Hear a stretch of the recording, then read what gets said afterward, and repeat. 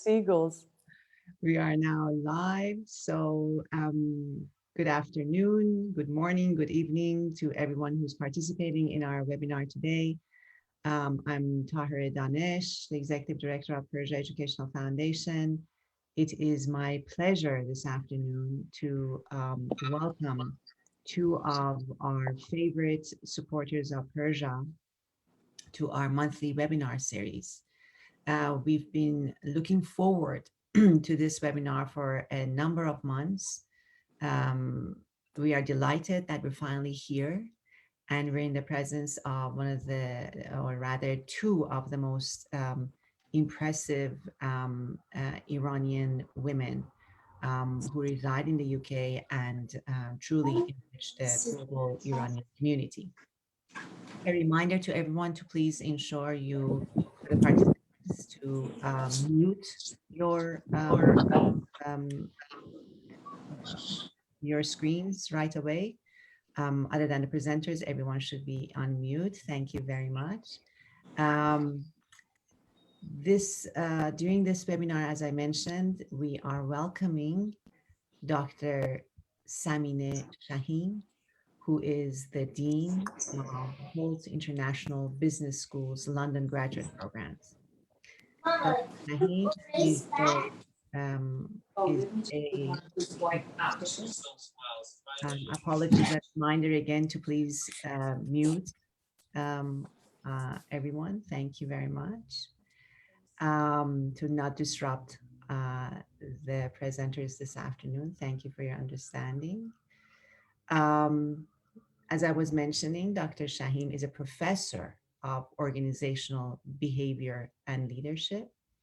Her research interests are in the area of identity transformation, particularly for expatriates and the process of acculturation, as well as emotional and cultural intelligence.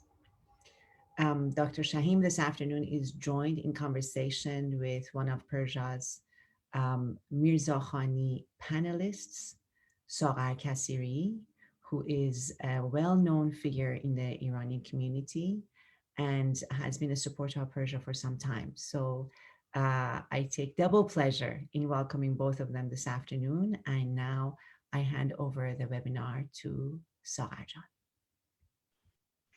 Thank you, Tahira John. Thank you very much to Persia Education for another greatly organized event. I am myself so eagerly waiting for this talk. Dr. Samineh Shaheem, for those of you that have listened to her, is a fantastic speaker, incredibly knowledgeable, and I am all ears to listen to her. Dr. Samineh Shaheem will be speaking on psychological barriers to change, and I would like to invite her now to start this webinar with us. Dr. Shaheem. Good morning, good afternoon, good evening, depending on where you are in the world. Thank you very much to my two colleagues, Tahir Jun and Saghar Jan.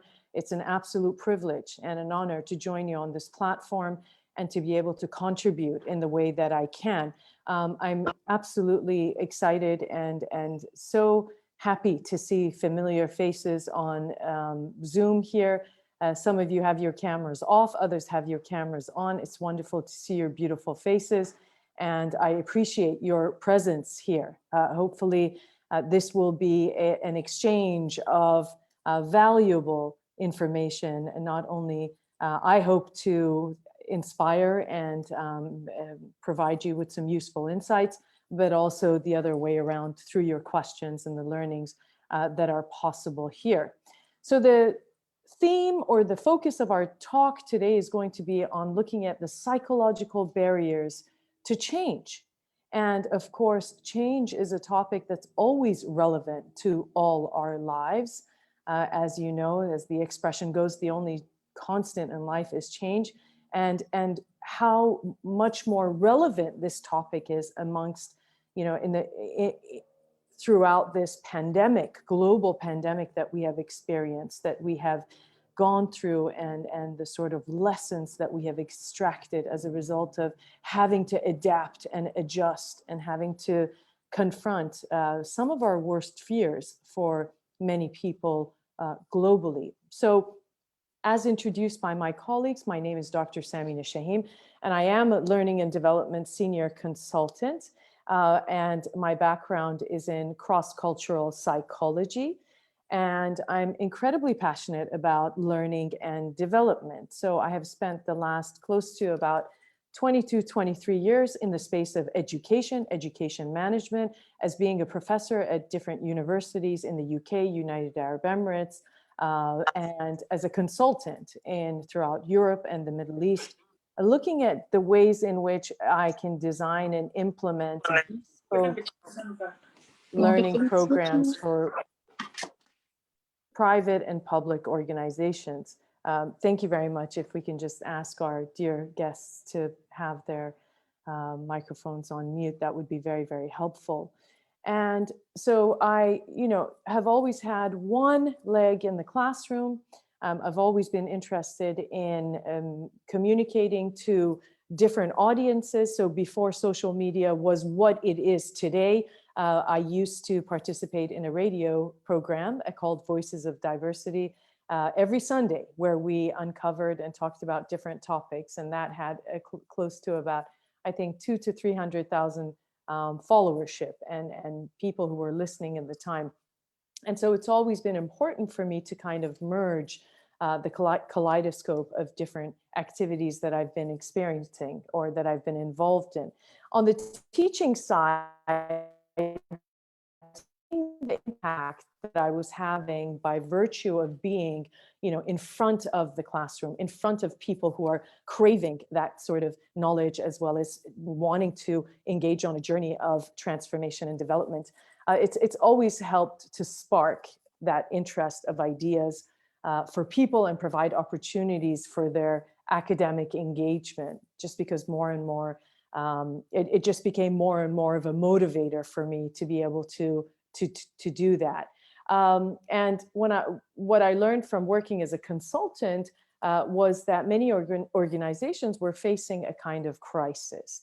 We didn't have a solid link. We still don't in many organizations, between data on human behavior, which is sitting in journal articles in massive libraries, whether online or physical libraries, and that few people read. And the space is desperate for growth, such as ways to offer strategies, better leadership practices, how to build trust in organizations amongst people, individuals, and otherwise, was missing. The link was missing. So in the hopes of bringing more psychology into the space of the business world so that we can better understand our experiences, has been essentially what I've been involved in. And this 25-year journey for me didn't come easy, but it is through the discomfort of growth and experience that we learn and we develop. And oftentimes I start my presentations with a quote that is very dear to my heart. And this quote was shared with me about 15 years ago. And it's from a Native American quote or expression that says, "We don't inherit the world from our ancestors, but we borrow the world from our children. And when you borrow something from someone, you try to take better care of it. We have an ethical, moral, societal duty to try and at least improve this ecology and this place to a certain extent before we hand it over to them." So,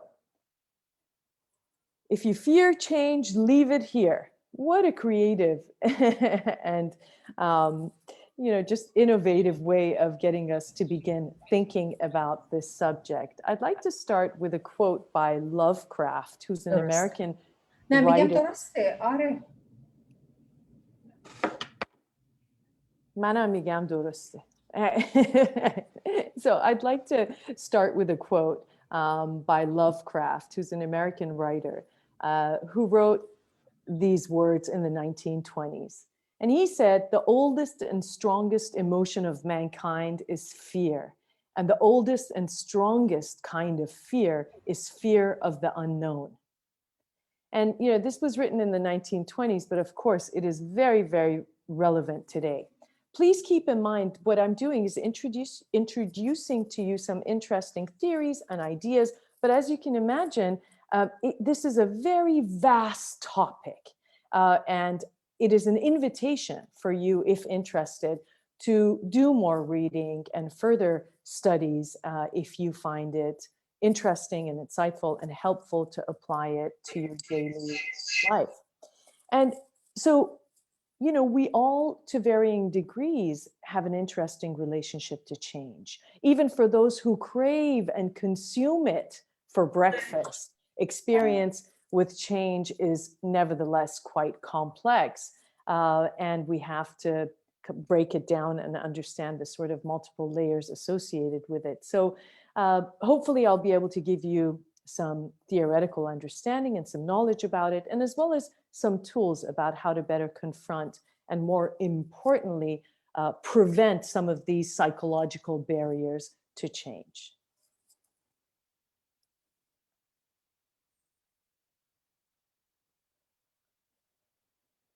Saghar, would you like me to pause between? Sorry, I can't hear you. Saghar, you need to unmute yourself, please.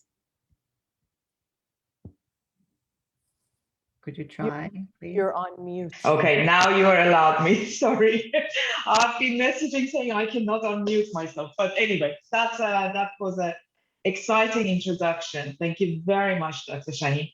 I think the core question here, if you don't mind me asking you so early on, is, of course, we know that we have this issue with changes. Many people have a different attitude toward change, and it can be anything.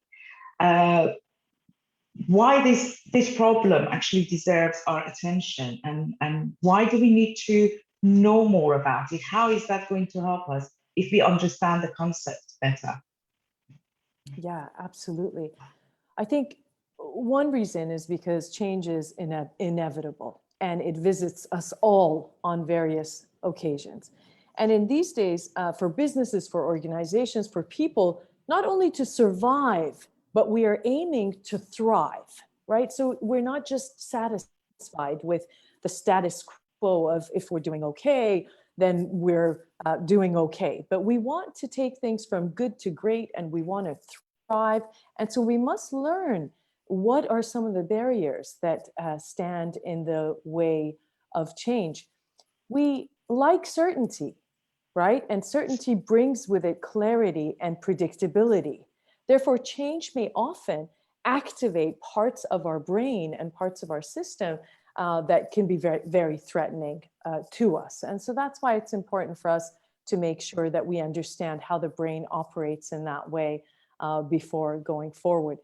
Another reason is because, you know, oftentimes we hear expressions from Darwin when it comes to evolution and survival of the fittest. But isn't it interesting to know that the species that survives is the one that is able to best adapt and adjust to the changing environment? And so when we hear the survival of the fittest, we often don't show enough curiosity to ask, what does fit mean? And part of the definition associated with being strong and being fit is this ability for us to be able to adapt and adjust in a way that is conducive of achieving results and outcomes that are positive for us. Shakespeare as well, many moons ago, says, "We know not what we are, but know not," excuse me, let me start again. Shakespeare, I don't want to damage his quote. He said, "We know what we are, but know not what we may be." And this is a very powerful quote. And those of you who are here who I have had the privilege of you sharing my work with me, you know that I often refer to this idea of that we're not just human beings, but rather we are human becomings. And as a sort of responsibility that we have to ourselves to grow and develop and to have skills and tools to better adapt and adjust, it's important for us to spend some time to focus on this subject. Another point that I would like to highlight as to why this is important is because if we think about it, let me go to this slide first before the other one. We are bombarded with so much information and so much content on a daily basis that would be unimaginable to our ancestors past. It's on a whole other level. So what we encounter in a day, in a week, is probably what some of our ancestors would have encountered in a lifetime. So it's very important for us to have tools as well to understand, how do I navigate all this content? What do I hang on to? What serves me? What benefits me? And what do I need to release because it is noise and chaos that may drown me further within that experience? And therefore, if you do a simple Google search, just by a simple Google search, that this will change your life, and the word change in life, you will have millions and millions and millions of different hits of the promise of change and transformation being around the next corner. And sometimes when we're navigating through this world of content and information, it's difficult to understand, why am I resistant to change? I want to know, the study of personality is looking at unique human behavior. And all our stories are different. All our experiences are incredibly unique and special. And so sometimes we need more specific reasons as to why we may be resistant to change and how we could adapt and be more agile to be more effective. You see, what the bottom line here is that if you look at this statue and begin to think for a minute, the sort of movement associated with this statue, the struggle that's associated with this statue, then we begin to understand how important it is that, of course, we are whole, we are complete, we are resourceful, but we're not finished yet. We're a work in progress. And you have the capability, and you, with the right tools, with the right knowledge, with the right experience, to carve your character so that you're in better control of your destiny. And essentially, this is what we would like to strive towards, we would like to work towards, is that we live a life by design rather than by default. We don't want to just stumble in places. We want to make sure we arrive there with thought and with design and deliberation. That's fantastic. And I think what you mentioned in the previous slide, the amount of information that we are bombarded with, and to some degree, almost all of them ask us to change something in our life, to perhaps find a better way of doing something.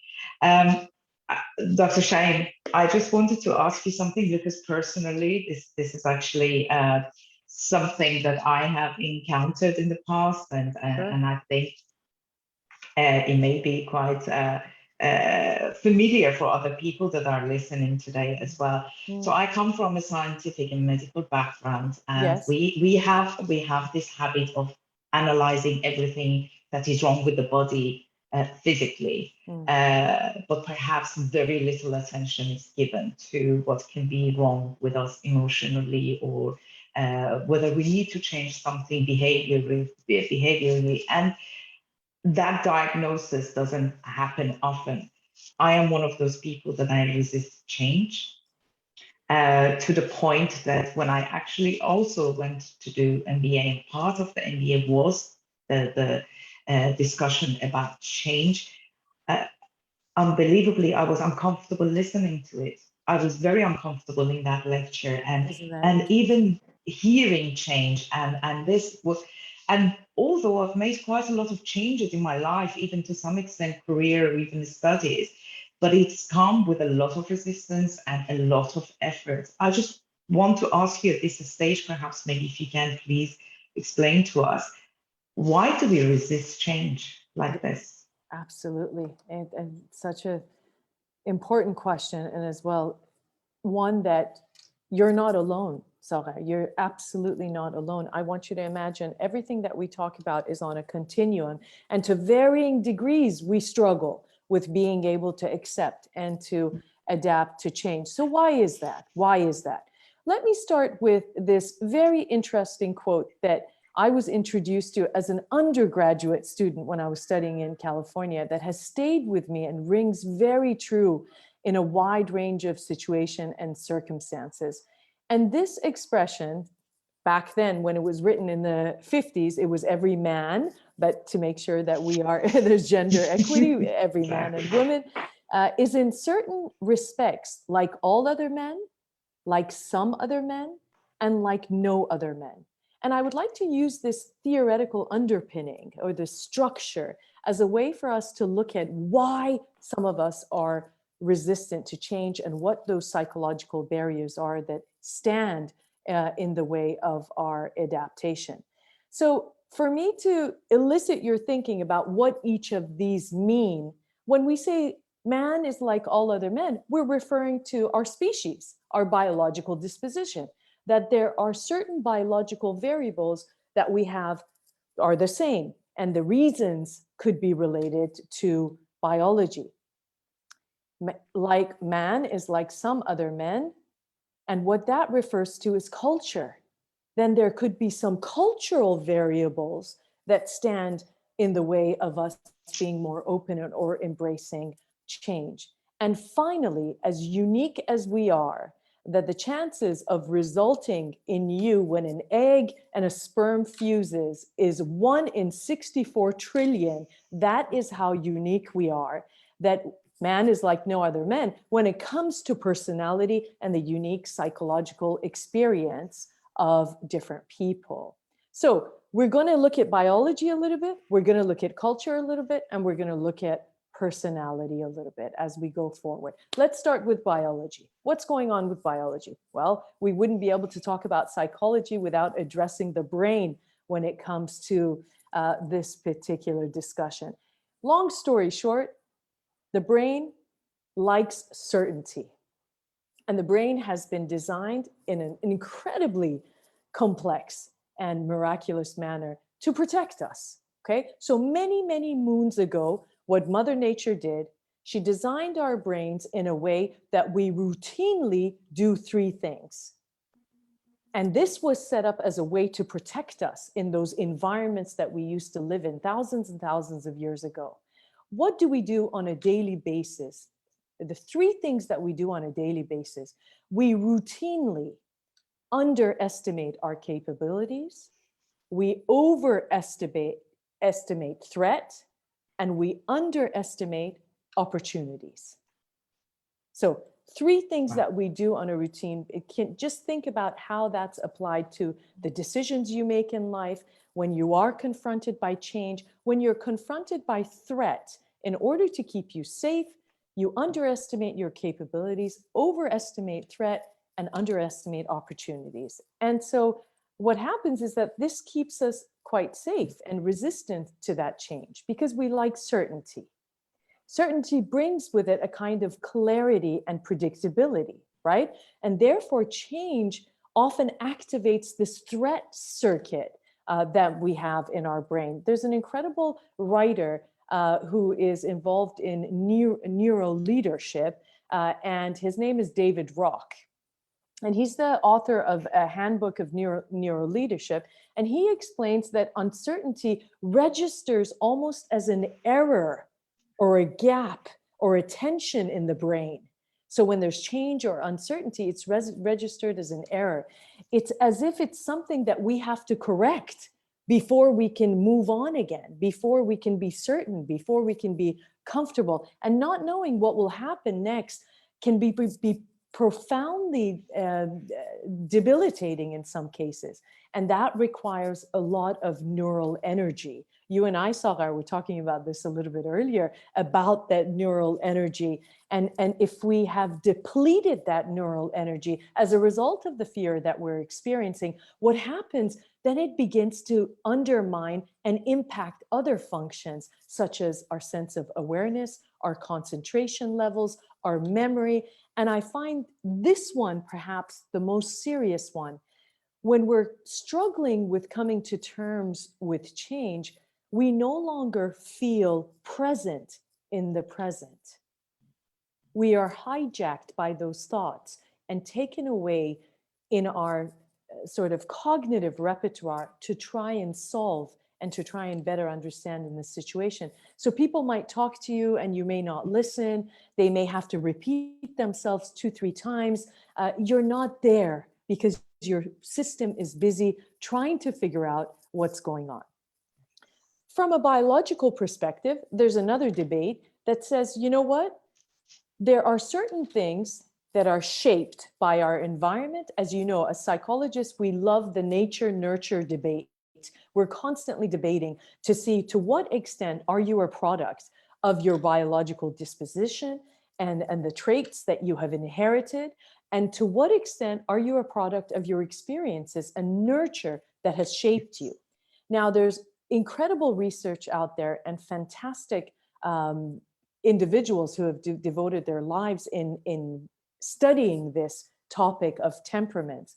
And what we know that there are some people from the first weeks of life, when studies are conducted, we look at them, we look at infants and babies in the first week of life, and we see that, before nurture has had a chance to even interfere with the dispositions and the characteristics or the attributes of this person, that there are certain traits that they're exhibiting early on. And whether you are resistant to change or adaptive to change can be seen in the first weeks of life.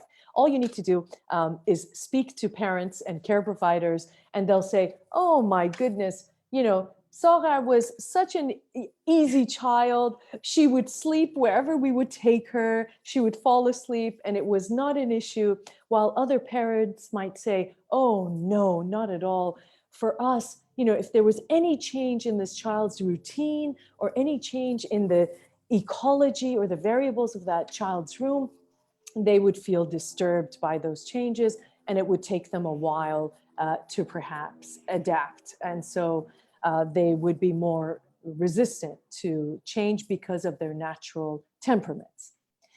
How about our second point, culture? So we just talked about the biological variables.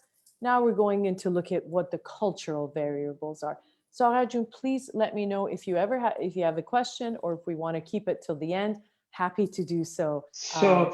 No. I mean that previous slide touched on very important message that I think later on I would like to, or maybe I can ask you. So yes, biology certainly can determine to some extent, you know, our behaviors that we've mentioned and discussed. But experiences, the nurture that you were referring to. So we may actually, when you said to me you were a very adaptable, you know, child, and that was very true. But I think certain things happen in life, events that that can change your attitude towards change, in a sense. Right. Is that correct? You're absolutely correct. But you know what? That's good news. Shall I tell you why? Yes, it's good please. News because if we know and if we have data that it can go in the wrong direction, then we also know that that can be reversed.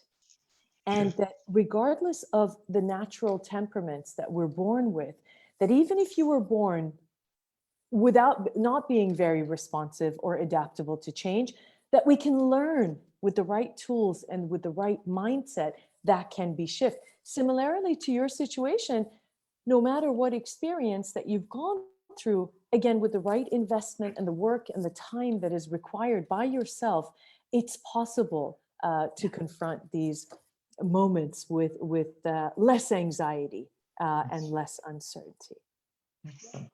So culture. What are the cultural variables that are associated with this? Now, don't let this slide overwhelm you. It's very, very simple. If you think about the self in the middle and you think about these different variables on the outside, imagine that we have two construals of self. We have an independent construal of self and we have an interdependent construal of self. And all this means that those with an independent construal of self, they view internal attributes such as traits, abilities, values, and attitudes as central to their sense of self. So their personality is their sense of self, okay?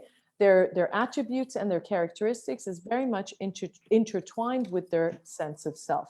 The people with an interdependent self-construal, in contrast, they view their close relationships, their social roles, and their group membership as also overlapping their sense of self. So it's very much a collectivist approach, and it's a collectivist idea towards whatever that we're experiencing. And again, as I mentioned at the beginning of this discussion, I want you to imagine these variables on a continuum. There's, no one person or one country that we can say is entirely collectivist or individualistic. And likewise, there may be people who come from a collectivist culture, but have a much more individualistic orientation. But what needs to be extracted from the cultural element of this point here is that individualism, for example, has been traditionally positively linked to risk-taking, to adaptability, to entrepreneurship activity, arguing that the search for personal objective, for purpose, for potential, is something that was born out of this idea of individualism. And that entrepreneurial spirit, in many of the studies, has shown that it's been found more within this independent construal of self, right? Whereas and confidence as well, right? Confidence. Correct. And confidence as well. But when you come from an interdependent construal of self, then what happens is that within that orientation, you're a little bit more hesitant, you're a little bit more careful, and you're a little bit more cautious. And you think about, what does this mean for me in connection to other people? I'll give you an example. A small Texas corporation, they were looking to evaluate productivity. So they told their employees, why don't you look in the mirror as a part of the different sort of plans that they had. They thought a good idea, something that they could come up with is look in the mirror and say, I am beautiful 100 times before coming to work each day. That sense of self and encouraging your self-esteem and self-confidence to grow, right? In contrast, employees of a Japanese supermarket who were recently opening in the United States, they wanted to do something similar, but they were instructed to begin the day by holding hands and telling each other that he or she is beautiful, right? So you can see the sort of difference in which when we come from an individualistic culture, it's almost a sort of solo exploration and examination about what does this change mean to me? How does it confront me? What does this mean for me within this context? People who are from collectivist cultures not only have to confront change from a personal perspective, but also what does this mean for my community? What does this mean for my family? When decisions need to be made about marriage, divorce, childbirth, immigration, jobs, new jobs, any losses that we experience in life, it is one that within an collectivist attribute, we not only think about ourselves, but we think about a wide range of different variables as well. Okay, so we talked about biology, we talked about culture. Let's talk a little bit about personality. What could be standing in the way of this, our unique selves, our brains that may be holding us back? Now, some of you may have heard this riddle before, and if you have, please listen and think again about what the options might be. But for those of you who have not thought about the answer, let me ask you this question. Imagine that there's a situation of a father and son, and they're driving late at night, and it's dark and it's rainy. They're driving late at night and they have an accident. The father immediately dies on impact. And who's left is the son, who's in critical condition. The ambulance arrives, take the father and the son to the hospital. The father has passed away. The son is alive and he's in critical condition and he needs immediate medical attention. Okay? They page the doctor. The doctor comes in and says, I cannot operate. This is my son. Okay? So, have you heard this before? I have. So I'm not going to say anything. I will keep quiet. Right. I'll tell you, in all my years of education, even today, up until 2021, I can tell you that it's so interesting to get the wide range of responses from individuals of how could it be at that moment when the doctor walks in and says, that is, you know, I can't, there's conflict of interest and this is my son, right? So perhaps we can ask our audience to write their answers in the text, in the chat, and then later, maybe if now or later, we can have a look at it, and it would be interesting to see what the response is. Right, and people are going to wait for the right answer to be shared.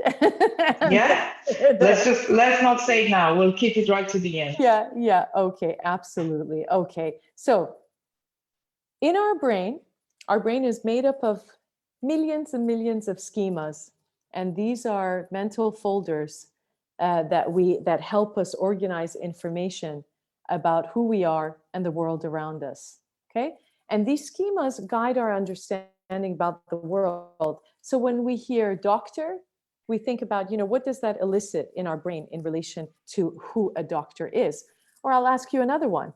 A samurai rode into a small village on Monday, stayed for 3 days, and rode out on Monday. How is that possible? This one you haven't heard, right? No, no, you can tell from my expression. Yeah. So, oh, wow. Samurai rode into a small village on Monday, stayed for 3 days, and rode out on Monday. What the brain is doing now with these schemas, the mental folders that you have, it's trying to help you understand the situation and to calculate how is that possible in terms of the days and so on. But what if instead of subscribing to that sort of system 1 thinking, we go to system 2 thinking, the design modality, and we ask ourselves, what else could be Monday? Could Monday be the name of the horse? Wow.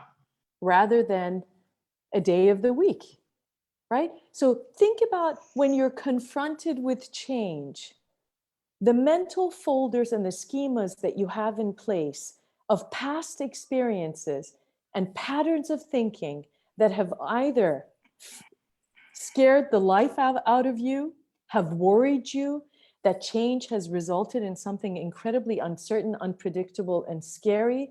You see how your system will immediately tap into those existing folders and activate those feelings of resistance when we're approached or when we're confronted this is change. how easily we can be judgmental of situations, threats, people, behaviors. Oh my God. Exactly, absolutely. And you know what, Saghar, not to give these schemas a bad rap, they are necessary because we are bombarded again with so much content and information on a daily basis. We need to have a sort of organized and structured approach to try and categorize all that information, right? But that sometimes leads to biases and judgments and shortcuts and wrong ways of making decisions because of those biases in the way they are. Here's another one. Look at this. We've got 16, 6, 68, 88, 98. And what's the number underneath that car? You see, those of us who love IQ tests are now, you know, using their mathematical skills to see what is the number pattern in this particular situation. But sometimes the tool that we need to try and figure something out, whether it's change or something else, it doesn't mean that we need to learn something new. Maybe it just means that we need to look at something with new lenses. And if I turn this picture around for you, you will see that the answer is 87, simply because we're looking at this particular image from another perspective. Okay, and it's absolutely incredibly powerful. Schemas are necessary for us, but they do impact the way that we see the world. The prospect theory is another one in relation to how individuals make decisions. And the schemas they have for the decision making is an evaluation of their loss or gains. So when individuals make decisions based on expectations of loss or gain, where losses loom larger than gains from current relative position, generally we prefer the status quo. Why do we prefer the status quo? Because it's what we know. And remember the reptilian brain and the sort of biological disposition if we're underestimating our capabilities and we're overestimating threat, then why would we want to change? We would want everything to and stay it's the same. safer, to stay in that status quo than to be courageous to change something. And you're right, it absolutely takes courage. That is a fantastic trait as well as attribute for us to mention here, because it's very important. So what does the prospect theory say? Prospect theory says, listen, we are hedonistic. Human beings are pleasure seeking and we're pain aversive. We will try and stay away from pain as much as we can and seek pleasure. And part of our survival and need to survive and eventually thrive is to try and avoid pain. And what are some painful moments associated with change? There's multiple variables that can elicit a kind of pain associated with that, such as what is unfamiliar? How do I know it's going to be favorable? How do I know what certainty do I have about the fact that this new normal, we hear this all the time. We think that saying the new normal is actually going to make us feel better, but in fact, it provokes more anxiety because the next question is, what is the new normal? And what is that going to look like? It's uncomfortable. There's anxiety about our incompetence. We start questioning ourselves and thinking, well, am I going to be competent enough to deal and navigate through these changes? Is there going to be more work involved? Is there going to be more effort and resources exercised from me to try and deal with this new situation? Yes. These are the pains that it elicits. And Saghar, more than any of the other points that I've mentioned here, what this new situation invites us to do is to reflect very deeply about our systems of living and our models of reality, that if this is now what is good for me, then how was I operating and living my life for the X amount of years? What happens to what I knew to be true? If we are introducing this change in the organization, which is massive and it's dynamic and it's great and it's challenging, well, how have we been operating then in the last few years? Have we been making mistakes? Has it been through lack of skills, through lack of knowledge? And that can be a very significant barrier to us moving forward, because it asks us to question what we've been doing and how we've been doing and who we were in past instances. Yes. Right? Yes, definitely. And it's a very interesting point what you mentioned, because it's been extremely tough for the whole world to go through this pandemic and the changes it brought to our life. But my belief is actually we were lucky to experience this in our life. And as you said, the new norm, how suddenly everything we knew and believed how it worked changed, and we adapted to these screens rather than the human interaction throughout what we believed that we had to get on the train, get in the car, drive somewhere, or go by bus or planes or whatever to meet people, to have a meeting. It's unbelievable. So this change, sometimes we're forced by nature, by circumstances to make this change. But if we wanted to make change, whether it's by force, whether it's by choice, and we wanted to make this change effectively, how do we respond to it? How do we respond more effectively to such changes? Right. So that there's less a struggle, hopefully. Yeah, hopefully, correct. So what we need to start doing is, we know that we can't prevent change, right? But we certainly know how we can respond to change. We have a responsibility. We have the ability to respond more effectively rather than react. In life, there's going to be lots of hardship, lots of challenges. And regardless of what has happened to us or how we find ourselves in these challenging situations, we have to sort of make sure that we contain our emotional intelligence and we're able to manage those sort of the rainbow of emotions that would surface when we're confronted with that, to be able to have a better response. And we can do that through, if you look at your internal resources and you look at your external resources, here's an example, a metaphor who has more ladders than he needs to be able to achieve that objective, but he's not effectively utilizing those ladders to be able to reach that objective. He's using it, partially to a certain extent. This is an incredibly powerful image to demonstrate the way we do not, unfortunately, the way that we fail to utilize our external resources as well as our internal resources to better understand how we can perceive, understand, and navigate, in the world around us.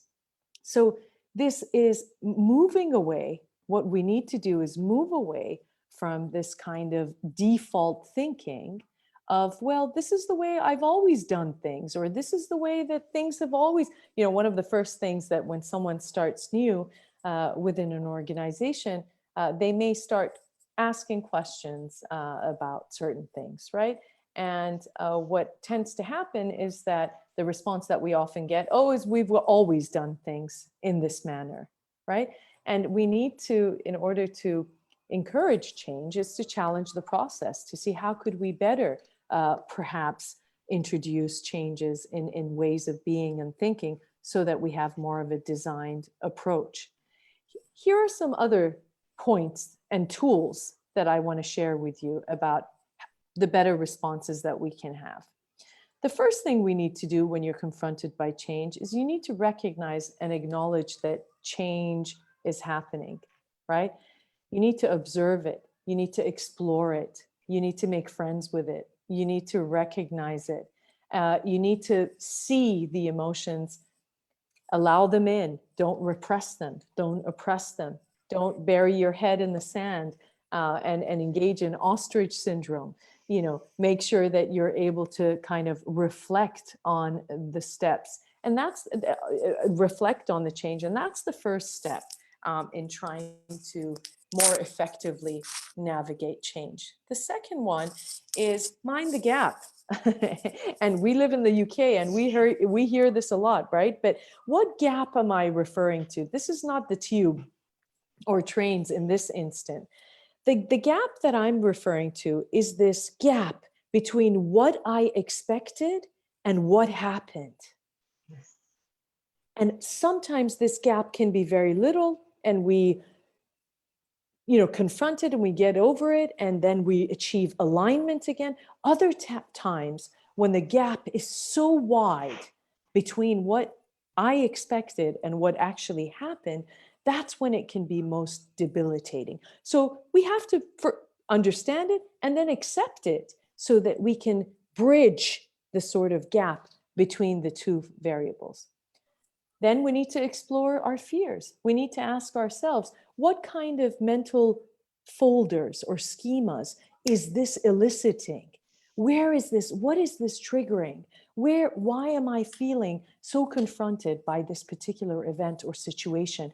And I need to dive into those folders and to understand what happened in those instances so that I can rewire, rewrite that narrative and put new information into that folder so that old redundant information isn't guiding me. So we need to explore our fears.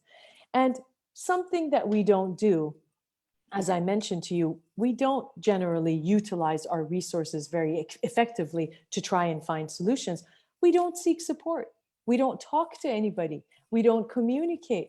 We don't say, let me sit down with you, with a professional, with a therapist, with a counselor, with a coach, with a mentor, with a friend who you think that is wise and learned in many of these ways, to seek support, to say, what do you think about this situation? What should I do? And let me just try and debrief a little bit to decompress about what I'm going through. The next one I would say is, this is when once we have explored it, we have accepted it, we have acknowledged it, we've looked at it in the face. Now we need to shift our perspective from making meaning out of the change. Why is it that I'm always entertaining everything that could go wrong? What about I invite everything that can go right into my thought process? Why don't I sit down and make some lists about all the benefits associated with this change? And what is the greater good, the greater meaning of this particular change in relation to my passion, my purpose, my potential? Could it be in an avenue that I have not even explored yet? Why am I scared of it? And so then we begin some emotional, psychological yoga. We begin to stretch ourselves, understanding that we're capable of taking on so much more than we give ourselves credit to. But the minute you start shifting your perspective and allowing that kind of making more of a meaningful sort of evaluation of that sentiment, you stretch your ability to understand and to broaden your ability to comprehend different and nuanced complexities in relation to any situation. We should also include and engage in the change if possible. So not to be an observer to change if we can, but to be a participant and to say that, okay, I've accepted that this is happening now.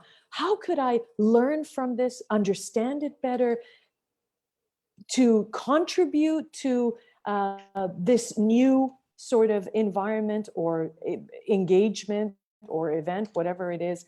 How could I engage in it more? And I can't highlight this enough, Saghar. I think both you and I will agree that I put it right there, not in the middle, not at the end, but it's incredibly important that we need to take care of our physical and mental health when we're utilizing the energy to try and confront change, because it can absolutely shut us down and can be very harmful. So to think about your diet, to think about what you're eating and your exercise, your sleep patterns, and so on and so forth. So you take care of you, because remember, when you're dealing with uncertainty, you don't feel present. If you don't feel present, you don't feel clear. And if you don't feel clear, how can you make good decisions when it comes to trying to confront change? And finally, or the second to last answers or tips, we have seek answers rather than assume. In this ambiguous space that we sit, we start creating all kinds of scenarios and assumptions about how the world is going to be, what my relationship is going to be, what is going to be the outcome of this situation. And, you know, unfortunately, Saghar, not many of those daydreams, fantasies, thought processes are positive. The majority of them are negative. Exactly. Yeah. So that self-talk in our head that is sometimes our biggest enemy. Correct. That negative self-talk, that inner critic that has taken shape throughout all the years of the hardship that we've experienced in different settings. Don't assume. Don't sit alone with your thoughts. Seek answers. The information is out there. The answers are out there. You're entitled to that. And it will help you come to terms with it. And of course, and finally, we have to focus on the sort of long-term benefits associated with this situation. Remember, if it doesn't challenge you, it's not going to change you. That's part of the metamorphosis process. And as every beautiful caterpillar eventually metamorphoses to a butterfly, it is through the process of change, and it is through the process of the wrestling and the challenges that we go through that we build these psychological muscles to be able to confront life as life happens. Fantastic. Thank you very much. Thank you, Dr. Shaheem. This unbelievable, and I think we have very little time. It's been great talk. I have thousands of questions just popping out in my head, waiting to come out, but I know our time is short. We're almost at the end of the webinar. There was one particular question about how we can actually, transfer these ideas to our children and the younger generation. And I think the tips that you gave in the previous slide certainly is something we can try and practice as parents to communicate it, to teach it, to debate it, because at the end of the day, they will not learn by us telling them. They would probably learn more by us practicing it with them. You know. Absolutely. Yeah, exactly. So remember, your kids are watching, your kids are observing, they're imitating. So if you're anxious, you know, that anxiety will be seen and maybe transferred. So to remain calm, to remain in control, to communicate, to speak to children as they go through change, and to share with them these tools of what it means to confront change, what it means to experience uncertainty, and just to communicate about those fears rather than to avoid the conversations associated with it. Saghar, I absolutely have no issues with anybody who has questions. If they would like to email me those questions or reach out on Instagram or LinkedIn, I'm happy to answer any of those questions if for the sake of time. There is two more. I think the next one is also related to what we just discussed, but this time is about transformation in our partners. How do we encourage transformation in our partners? And I think it's kind of related as well. Right. Is this business partners or relationship partners? So I am assuming it will be relationship partners, but maybe my assumption is incorrect. No, that's correct. Okay, correct. So if I had the short answer to that, I can tell you I would be incredibly famous and a multi-billionaire in many ways. How do we transform our partners? We transform, first of all, we work on ourselves, ladies and gentlemen. We work on ourselves, first of all. Be the change that you want to see, as Gandhi said. Second of all, you try and encourage and invite concepts into your relationship, such as having a growth mindset versus a fixed mindset. Any of you who have not read the work of Carol Dweck, with her book called Mindset, which she wrote 40 years ago from Stanford University, and is now incredibly applicable in raising children, in parenting, in schools, in universities, as well as jobs. Companies like Intel and Microsoft have added having a growth mindset as one of their core values towards success and exemplary ways of being. And having a growth mindset means we don't say things like, this is me, take it or leave it. You know, there's this, you remember, we Exactly. are human becomings. That we're not fixed. And so once we show and we develop and we invite our partners to look at how that we together are invested in this mission to grow together and to get closer and to strengthen our relationship. And that means that perhaps there are certain things that you need to change and you need to work on. Remember, this is you, this is your partner. The relationship becomes a third entity that you're raising like a child.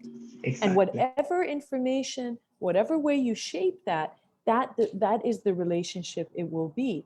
So if we have more of a developmental attitude towards it, we all benefit. Fantastic. And the last question. Sure.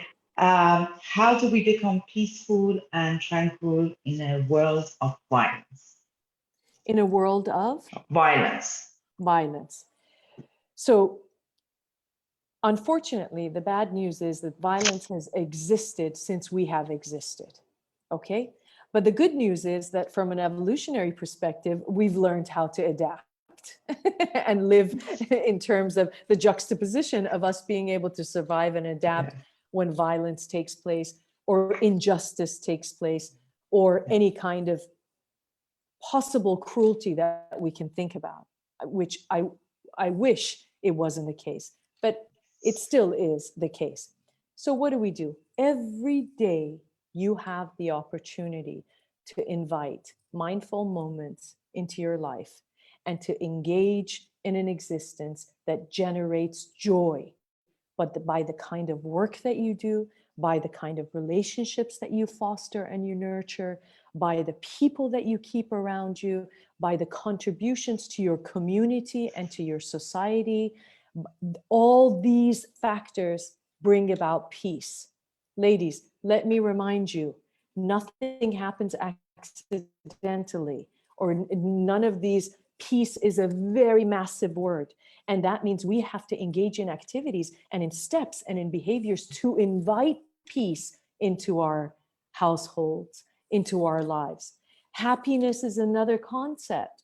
People are not either happy or not happy. It's not like having green eyes or brown eyes.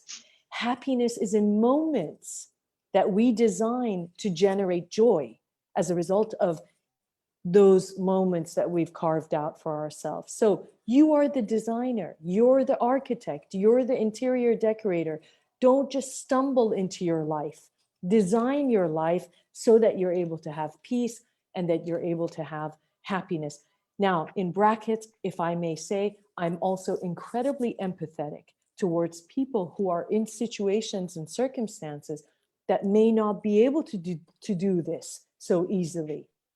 But even for those individuals, as hard as it is for me to reflect on that and to say this, there are resources that hopefully we can get to them and hopefully we can introduce to them for them to get the help that they need. Resilience. I think, you have so beautifully touched on every element of what we have as a human being in us. And I think one of our characters that we've shown through this pandemic as a human being, human race, is the resilience we've shown. Yes. The adaptability we have shown.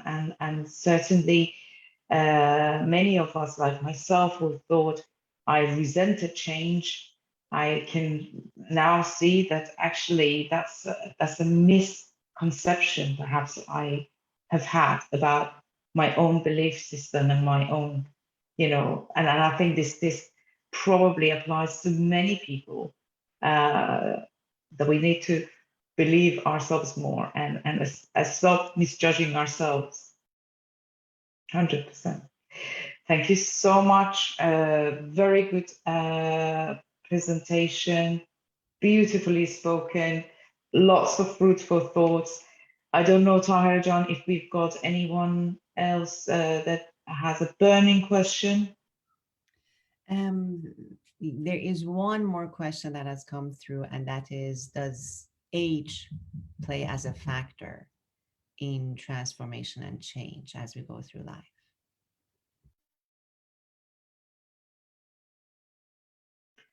I think you need to unmute. Yes.